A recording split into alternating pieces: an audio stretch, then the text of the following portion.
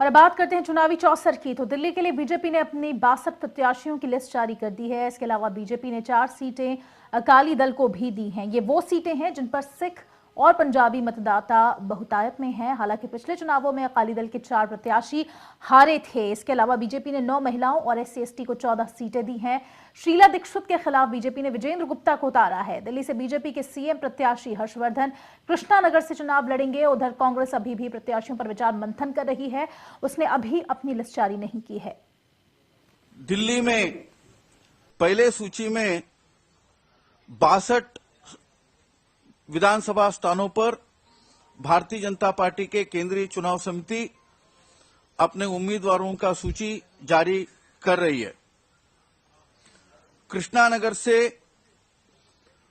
Bharatiya Janata party के मुख्यमंत्री उम्मीदवार डॉक्टर हर्षवर्धन चुनाव में होंगे। नई दिल्ली सीट से भारतीय जनता पार्टी के पूर्व प्रदेश अध्यक्ष विजेंद्र गुप्ता जी चुनाव कंटेस्ट करेंगे।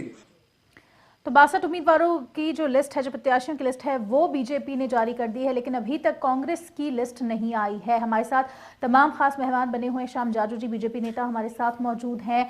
अरविंद मोहन जी हमारे साथ वरिष्ठ पत्रकार हैं। राजीव त्यागी जी कांग्रेस नेता हमारे साथ हैं। राजीव जी, बीजेपी ने अब अपने प्रत्याशियों की लिस्ट जारी कर दी है। कांग्रेस की तरफ से इतनी देरी क्यों हो रही है? ऐसी क्या माथापच्ची चल रही है? देखिए, कांग्रेस बिल्कुल तैयार है और जल्दी ही लिस्ट आ जाएगी, इसमें कहीं कोई दो राय नहीं है। और हम लोग मुतमईन हैं और बिल्कुल सेटिस्फाइड हैं कि हमने 15 साल दिल्ली में एक बेहतर सरकार चलाई है और बेहतर तरीके से कार्य किया है, विकास के कार्य किए हैं, जिससे कि दिल्ली की जनता का जीवन खुशहाल हुआ है। इसमें कहीं कोई दो राय नहीं। मेरा मानना है कि बहुत जल्द लिस्ट आएगी और उसमें हम निश्चित रूप से दिल्ली में चौथी बार सरकार बनाएंगे।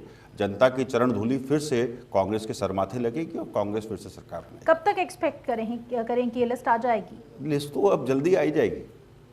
और अब क्योंकि ऐलान भी हो चुका है, नई दिल्ली सीट से विजेंद्र गुप्ता बीजेपी के उतरे हैं, प्रत्याशी उतारे गए हैं, जो कि शीला दीक्षित के खिलाफ चुनाव लड़ने वाले हैं। नहीं, अच्छी बात है। ये तो बीजेपी का आंतरिक मामला है कि वो किसको चुनाव लड़ाना चाहती है, किसको नहीं लड़ाना चाहती शीला जी के सामने। तो उन्होंने अपना विजेंद्र गुप्ता जी को दिया, इसमें कहीं कोई दिक्कत के विषय नहीं है। हम लोग, मैंने कहा ना, मैंने पहले भी कहा या हर बार मैं कहता हूं कि दिल्ली में हम लोग चौथी बार आएंगे, क्योंकि दिल्ली की जनता जो है वो विकास कार्य को देख करके वोट करने का कार्य कर रही है। और विकास कार्यों के मामले में, क्योंकि बहुत सारी चीज़ें मैंने देखी हैं और पूरा ट्रेवल एक्सटेंसिव करने के बाद दिल्ली को, मैंने पाया है कि लोग बाग विकास कार्य को लेकर के सेटिस्फाइड हैं। और जिस तरह से शीला जी ने अभी एक टीवी चैनल को इंटरव्यू में कहा कि हम लोग निश्चित रूप से अब फ्लाईओवर्स भी डबल डेकर फ्लाईओवर्स बनाने वाले की बात करेंगे हम लोग बाग। तो दिल्ली में जिस तरह से हमने मेट्रो से लेकर के, कॉलोनियों को रेगुलाइज करने से लेकर के, पेयजल व्यवस्था से लेकर के और सड़कों से लेकर के, और जो बेहतर कार्य किए हैं, गुड गवर्नेंस जो दी है हम लोगों ने, उससे निश्चित रूप से हम लोगों को लाभ होगा। श्याम जी, जो बात यहाँ पर वो कह रहे हैं कि दिल्ली में विकास हुआ है, इस बात को इनकार नहीं किया जा सकता। और दिल्ली के विकास और गुजरात के विकास की तुलना भी लगातार होती रही है, लेकिन इस बात से तो इनकार नहीं हो सकता, किया जा सकता कि दिल्ली में विकास नहीं हुआ है। दिल्ली का 15 साल का शासनकाल अगर शीला जी का देखा और उसकी तुलना की, तो इस टाइम के 5 साल का कार्यकाल ये देश में राजधानी में रहने वाले किसी भी आदमी को ठीक नहीं लगेगा। इस प्रकार का कार्यकाल रहा है। कॉमनवेल्थ गेम में जो भ्रष्टाचार हुआ उसकी चर्चा पूरे देश में है। दिल्ली का आदमी ज्यादा सोच समझकर काम करने वाला व्यक्ति है। महंगाई की सीमा पर गई है। ये लुटियंस जोन की बात छोड़ दो, जहां साफ सुथरी और नई दिल्ली जब दिखती है, ये छोड़ के जो गांवों में दिल्ली है, दिल्ली से जुड़ा हुआ जो पुरानी दिल्ली है, इसके गली मोहल्ले में गए तो हम दिल्ली में रहते हैं, ये कहने के लिए भी शर्म आती है। इस प्रकार की स्थिति है। दिल्ली की कानून व्यवस्था पूरे देश में चर्चा का स्वरूप रही है। असुरक्षित दिल्ली, अस्वच्छ दिल्ली, और ये सब देखा है। दिल्ली की पानी की समस्या लोग देख रहे हैं। बिजली के रेट 300 गुना बढ़ गए हैं। ये सब बातों की तुलना करते हुए निश्चित रूप से इस बार, और ये सब कानून व्यवस्था के बारे में जब कुछ बोलना पड़ता है तो शीला जी कहती है कि ये तो हमारे हाथ में नहीं है, ये तो केंद्र का विषय है। बट केंद्र में सरकार कांग्रेस की है और दिल्ली में आपका राज है, तीसरे टाइम का राज है, तो भी इस समस्या का कोई जवाबदेही, अकाउंटेबिलिटी उनके पास नहीं है।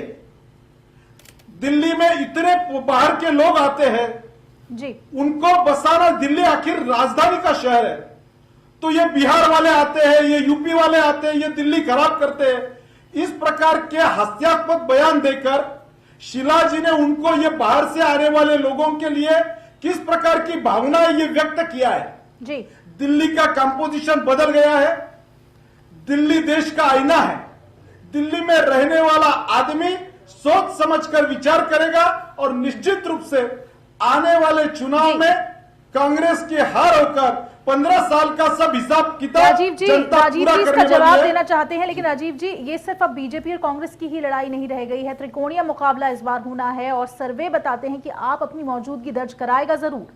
देखिए तान्या जी, एक बात कहूँगा, अभी मैं समझ पर जो अभी श्याम जाजू साहब ने कहा, उनकी समझ से बिल्कुल मुतमईन होकर के कि दिल्ली जनता सोच समझ के वोट करती है। दिल्ली की जनता ने पिछले 15 साल 3 बार हम लोगों को सोच समझ कर वोट किया, सोच समझ करके हमें सरकार में लाए वो लोग बाग। वो जानते हैं कि दिल्ली के लोग बाग जानते हैं कि कांग्रेस के पास अपना एक विजन डॉक्यूमेंट है और वो विजन लेकर के कांग्रेस चलती है। आप भी मानते हैं इस बात को कि दिल्ली में निश्चित रूप से विकास हुआ है, जनमानस भी मानता है इस बात को कि दिल्ली में निश्चित रूप से विकास हुआ है। लेकिन हम तो एक बात कहते हैं इसके बाद भी कि मीलों हम आ गए, मीलों हमें जाना है, अभी बहुत कार्य करना बाकी है। Woods are lovely, dark and deep, but I have promises to keep and miles to go before I sleep and miles to go before I sleep. ये कांग्रेस पार्टी के सब नेताओं को यही मानना है कि हम लोग बाग अपने यात्रा को पूर्ण करने से पहले, जीवन यात्रा को पूर्ण करने से पहले देश में विकास के नित नए आयाम रच के जाएं। ये कांग्रेस की लीडरशिप का हमेशा सोच रही है। रही बात जो आप कह रहे हैं, तीसरा जो आप कह रहे हैं त्रिकोणीय चुनाव की बात और ये सब जो सर्वे की बात कहते हैं, देखिए मैं व्यक्तिगत रूप से अपनी बात कहता हूं कि 2004 से जिस टाइम सर्वेज आ रहे थे कि भारतीय जनता पार्टी दोबारा केंद्र में सरकार बनाएगी, तब मैं सर्वे नहीं मानता था। जब भारतीय जनता पार्टी के बारे में 2009 में कहा गया कि वो सरकार बनाएगी, तब मैं सर्वे नहीं मानता था। तो मैं आज भी इन सर्वेस पे बहुत ज़्यादा विश्वास नहीं करता हूं और बहुत ज़्यादा मुतमईन नहीं हूं। 8 दिसंबर को जब रिजल्ट आ जाएंगे उस दिन फिर दोबारा से, ये तो है नहीं कि मेरा लास्ट टॉक शो है इस पे श्री न्यूज़ पर, हम लोग आते रहेंगे और अपनी बात रखते रहेंगे। तो आप लोग सर्वेस के बारे में उसके बाद बात करें तो बेहतर है। चलिए अरविंद जी, ये जंग कहने के लिए सीएम की है लेकिन नजर पीएम की है, क्योंकि पीएम पर है, क्योंकि दिल्ली में जिसकी सरकार बनती है उसके लिए केंद्र में कब्जा करना बहुत ज्यादा आसान होता है। दिल्ली देश की राजधानी है, दिल्ली की पॉलिटिक्स का एक अलग मतलब है और इस बार खासतौर से ये है कि 15 साल से शीला जी काम कर रही हैं, वो अपना मैंडेट मानती है। बल्कि बार बार ये चर्चा आई कि वो ऊपर की पॉलिटिक्स में जाएंगी, वो केंद्रीय कैबिनेट में जाएंगी। अभी भी एक इंटरव्यू में उन्होंने ये कहा कि सरकार तो चौथी बार बनेगी, मैं चौथी बार सीएम बनूं कि ना बनूं, ये एक बात होगी। तो उसका अपना महत्व है। लेकिन जो आज टिकट बीजेपी ने दिया है, मुझे लगा कि उस टिकट से कहीं ना कहीं थोड़ी निराशा हुई मुझे भी, जो मैं दिल्ली की पॉलिटिक्स को जितना जानता बूझता हूँ। एक तो परिवारों को टिकट दिया गया बड़े मज़े से, विजय कुमार मल्होत्रा की जगह उनके बेटे को दिया गया, साहिब सिंह वर्मा की जगह के बेटे को भी टिकट दी, लेकिन जगह कुछ ऐसी बदली गई है और छोड़ी गई है और सारे लगभग सारे एमएलए दोहराए गए। जो 3 बार के जीतते और बीजेपी के सबसे पॉपुलर चेहरों में एक बल्ली साहब, उन्हीं का टिकट सिर्फ कटा है, बाकी और कोई टिकट नहीं कटा। अगर कटा भी है तो बेटे को दे दिया, दो बेटों को दिया गया टिकट विधायकों की जगह। विधायकों से भी नाराजगी है बहुत, खासतौर से ऐसे विधायकों से जो उन मुश्किल सीटों से जीत के आए जो कांग्रेस के लिए बनी थी मेरे ख्याल से। तो बुराडी का, संगम बिहार का, किराड़ी का, ये सब ऐसी सीटें हैं जहाँ से अब वो सारे विधायक दोबारा अगर मैदान में आएंगे तो मुझे लगता है कि बीजेपी को इसमें दिक्कत होगी। और प्रवेश वर्मा मेहरौली जाके योगानंद शास्त्री का कैसे मुकाबला करेंगे, क्योंकि वो चाहते थे अपने गांव की सीट या शालीमार बाग की सीट। इवन विजेंद्र आके यहाँ चीफ मिनिस्टर से लड़ें और मजबूत चुनौती दें, इसका तो स्वागत होना चाहिए। लेकिन वो अध्यक्ष रहे हैं, सीनियर मोस्ट नेताओं में एक हैं, उनको कम से कम विधानसभा पहुंचने की बात पहले करनी चाहिए।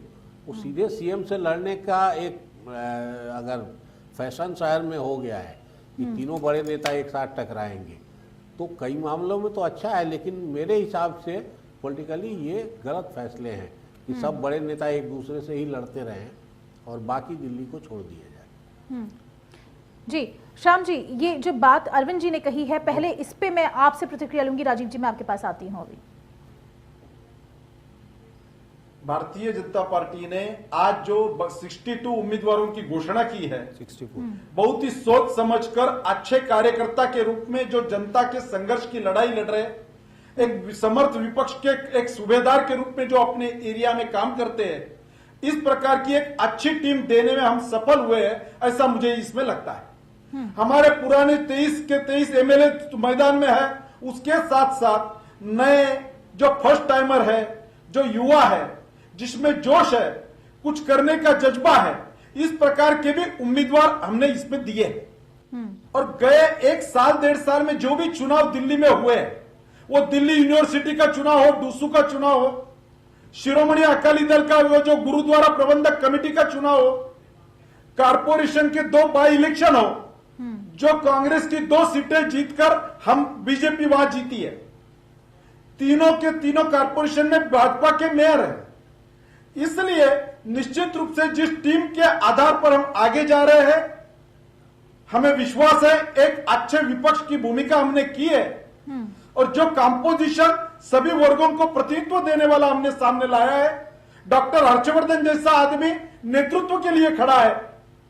निश्चित रूप से भारतीय जनता पार्टी दिल्ली में इस बार जीतने वाली है, और मोदी जी का करिश्मा पूरे देश में काम कर रहा है। जी राजीव जी, देखिए, जाजू साहब ने भी फिर करिश्मे की बात की है, और करिश्माई जो इनका नेतृत्व है, उन्होंने वंशवाद की बात की थी। आज भारतीय जनता पार्टी ने 2 नेता पुत्रों को टिकट देने का काम किया है। उस पर जाजू साहब का क्या कहना है, इनसे पूछ लीजिए कि वंशवाद पे अब इनकी क्या लाइन है, मोदी जी की क्या लाइन रहेगी। दूसरा मैं कहना चाहूँगा, अभी शिवसेना का आज लेटेस्ट बयान आया है। शिवसेना ने जिस तरह से भर्त्सना की है भारतीय जनता पार्टी की, कि भारतीय जनता पार्टी जिस तरह से राम मंदिर के मुद्दे को भूल रही है और भगवान राम को बार बार झूठा वादा करने का काम कर रही है, उससे निश्चित रूप से भारतीय जनता पार्टी के चरित्र पे और चाल चलन पे शक जाहिर होता है। और ये शिवसेना का बयान है, मेरा बयान नहीं है, कांग्रेस पार्टी का बयान नहीं है।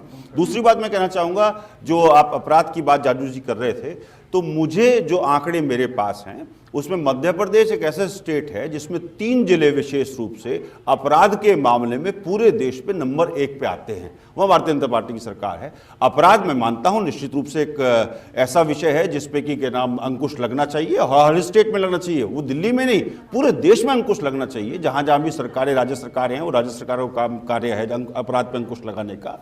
लेकिन भारतीय जनता पार्टी के लोग बाग ये भूल रहे हैं कि दिल्ली में वो इलेक्टोरेट है जिसने 15 साल में सोच समझ करके अपना मुस्तकबिल उन लोगों के हाथों में दिया जो लोग बाग विकास करना जानते हैं, जो लोग बाग जानते हैं कि शिक्षा से लेकर स्वास्थ्य तक, सड़क से लेकर के संसद तक, और आपके जितना भी ट्रांसपोर्ट सिस्टम है उससे लेकर के आपके आम आदमी को सुविधाओं तक, कॉलोनियों को रेगुलराइजेशन करने तक, सब चीज़ों में दिल्ली सरकार ने जिस तरह से जनता के बीच में रहकर के कार्य किया है, वो एक सराहनीय कदम है। और उसी वजह से सिर्फ उसी वजह से हम लोग ये मान के चल रहे हैं कि हम लोगों को दिल्ली का और विकास करने के लिए, दिल्ली को और ग्रीन करने के लिए, दिल्ली को और बेहतर सुविधाएं देने, दिल्ली के लोगों को और बेहतर सुविधाएं देने के लिए हम लोगों को जनता इस बार फिर से हमें वोट करेगी।